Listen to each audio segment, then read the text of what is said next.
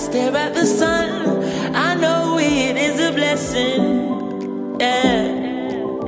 Anyways, what's up guys, welcome to the channel.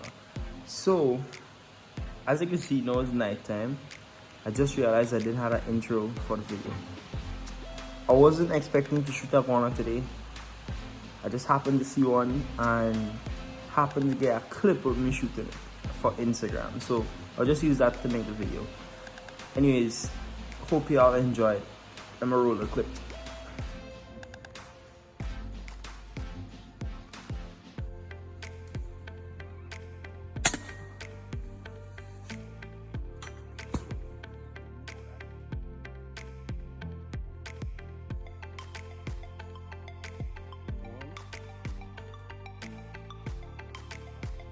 The reason I didn't get a better video because I really wasn't planning on hunting at all. I just woke up and I happened to see two, so I ended up shooting two. Anyways, I'll show you a real Grenadian style catch and cook for Iguana. Right. Reason I'm wearing gloves, I have a cut.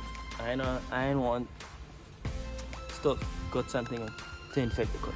So we have one Iguana that we will cook today. Not bad size at all. Anyway, so if you don't know about iguanas and them, iguanas have scales. So we doesn't really skin them. I never grew up skinning them. We grew up just burning off the scales. So that's exactly what we'll do today. We'll burn off the scales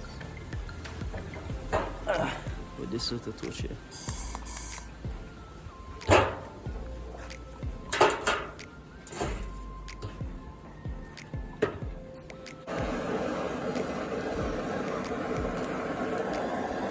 Not like burning and charring, it's just burn like till you see the scales that are lift up and separate.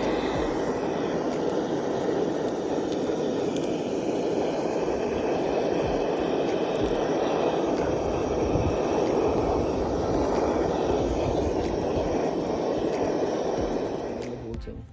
And now we need a knife scraper. So we'll scrape the entire thing and I'll be back at you. Oh, if you want to try it, you have a certain length at here you're supposed to leave out because it doesn't have any meat. I guess you could eyeball it. So I'll come back to you when I have it looking like this.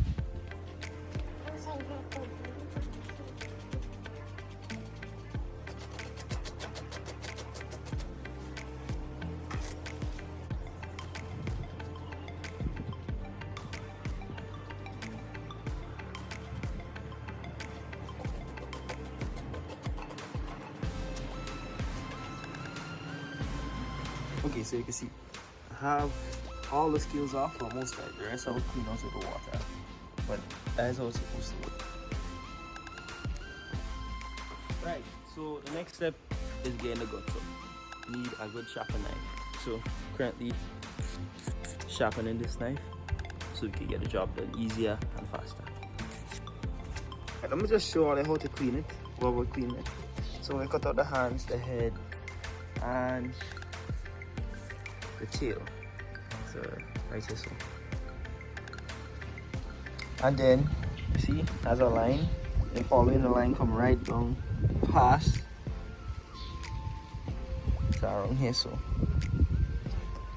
And when I reach to the part to take out the guts, I'll record again.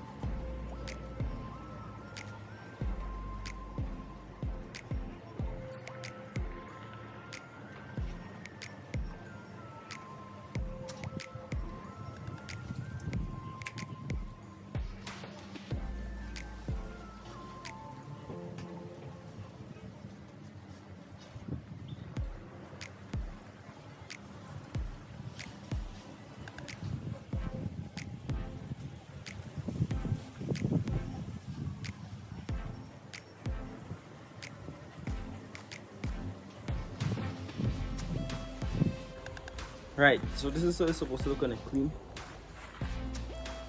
See? We leave the liver inside. And we leave a little bit of fat. I learned from my grandmother that fat is a little bit of flavor. Fat is flavor. I know it looks disgusting, but it does melt down and create a host with the oils in the pot. That does make it taste better. Yeah, so that is how it looks. I'll cut it up, season it, and get it to cook it now. You don't have no way, special way of cutting it up. I just cut it up in 1.5 inch pieces. So I'll cut it up and season it. Let it marinate for about an hour and a half. And cook it. All of them and put them in the meat and marinate. Right, so I have some stuff on the garlic. This is big time, something we call kitty bun. The ginger, this is very important to get out the gaminess of the meat. Garlic and onion. I'll blend up all and put them in a quick seasoning. And I'll leave the rest in the refrigerator for an hour and a half. Right, so kitchen time. By the way, it's way longer than an hour and a half. Then like a whole 5 hours. So it's well marinated. 2 hours. So that is iguana. I have some bay leaves, shadow benny, onion, garlic, saffron, masala, jeera, cloves, and black pepper. Olive oil, salt, and a coconut. This is a very important part, coconut. So I'll break this and blend it to get a milk. And I'll be right back. So what happens is the coconut milk. Just the coconut that blend up.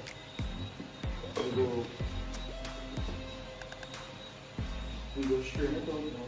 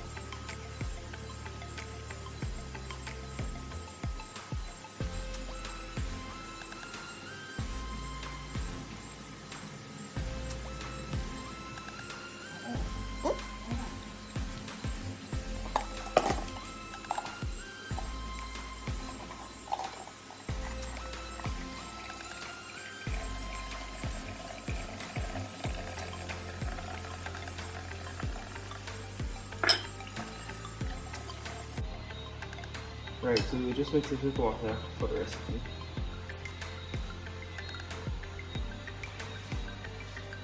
I put on high heat and put a little bit of oil in it. Roughly about 3 tablespoons of oil. About that amount. Then I'll leave it like get hot first. So I have the onions and sauce.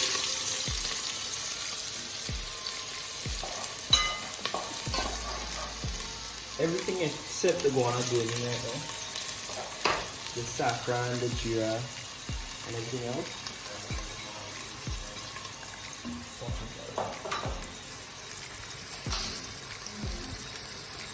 And the trick here is to stir it so it won't burn.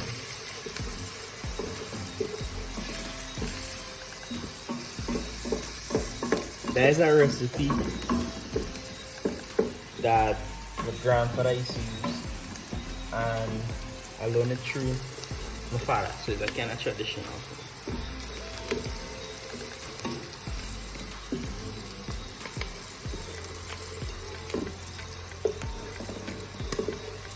So the trick with this now, you want to fry it up till the onions turn transparent.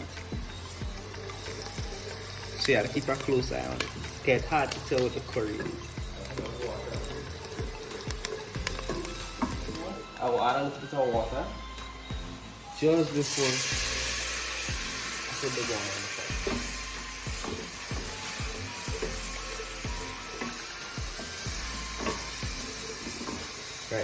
So you want it looking like that. And now it's time for the guana. Oh.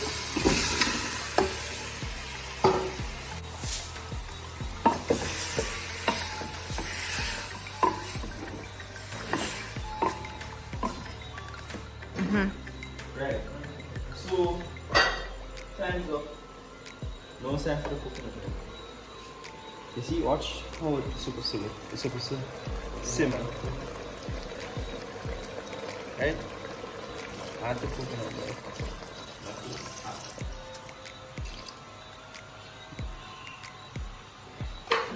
And then you see I had a different cover from the start.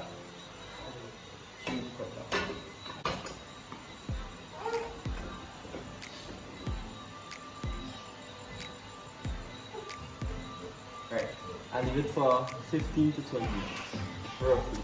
I'll get back to all of you. So the time just up, and I need to open it. So open it. The person who was recording for me not here again, so I did for myself. So.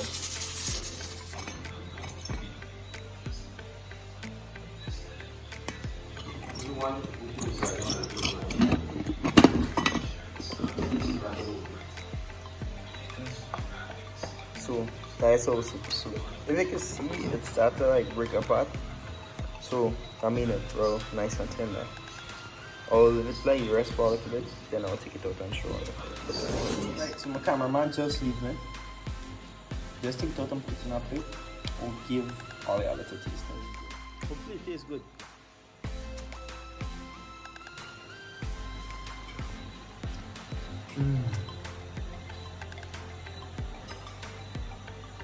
Just as I remember tasting it when my father and my grandfather used to cook it. So anyways, the next time I'll catch a iguana, I'll give me a recipe I tried. And tell me in the comments down below how it came out. That is it for today's video. See you all the next time. Hopefully sooner than later, because I haven't been posting in a long time. Kinda my bad. Life just get busy. All good. Peace out, like God.